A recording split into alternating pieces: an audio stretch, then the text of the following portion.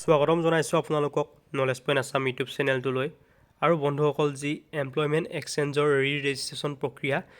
প্ৰক্ৰিয়াটো অন্তিম তাৰিখ আছিল 29 ফেব্ৰুৱাৰী তাৰিখলৈকে অৰ্থাৎ আজি হৈছে 28 তাৰিখ কাইলৈলৈকে অন্তিম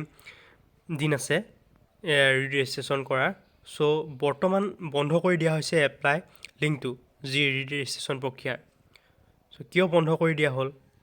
আৰু নতুনকৈ আপোনালোকে ৰেজিষ্ট্ৰেশ্যন কৰিব পাৰিবনে নাই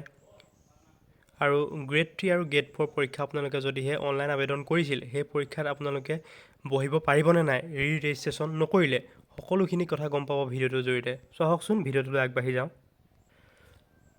বন্ধুসকল যি ৰেজিষ্ট্ৰেশ্যন প্ৰক্ৰিয়া এমপ্লয়মেণ্ট এক্সচেঞ্জৰ সেইটো আপোনালোকে সেৱা হেতু ৱেবছাইটটোত গৈ কৰিব লাগে গভৰ্ণমেণ্টৰ যিটো হয় এপ হয় তাত গৈ আপোনালোকে এপ্লাই আধাৰ নোহোৱাকৈ কৰিব পাৰে হ'লে কিন্তু বৰ্তমানে এই ৱেবছাইটটো আপোনালোকৰ বন্ধ কৰি দিয়া হৈছে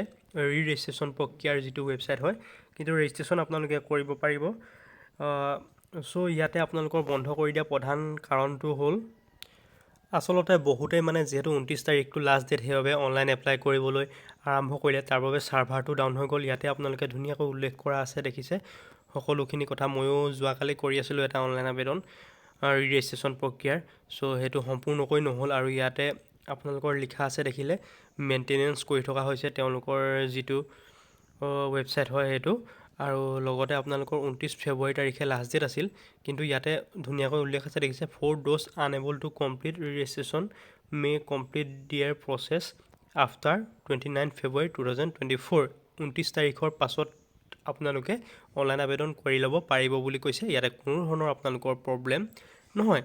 ইয়াতে ধুনীয়াকৈ উল্লেখ আছে ৰেড চিন মাৰি দেখাইছে দেখিছে the service is under maintenance will be available shortly অতি সোনকালে আপোনালোকৰ এইটো প্ৰক্ৰিয়া আপোনালোকৰ অনলাইন প্ৰক্ৰিয়া আবেদনটো আপোনালোকে কৰি ল'ব পাৰিব আৰু যিহেতু গ্ৰেড 3 আৰু গ্ৰেড 4ৰ পৰীক্ষাৰ কোনো ধৰণৰ এতিয়ালৈকে নটিফিকেশ্যন অহা নাই বা দিন আপোনালোকৰ দিয়া নাই সেইবাবে আপোনালোকে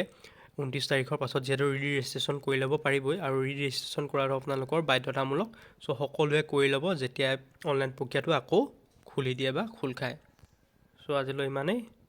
ভিডিঅ'টো শ্বেয়াৰ কৰি দিব সকলোকে জনাব ধন্যবাদ জয় অসম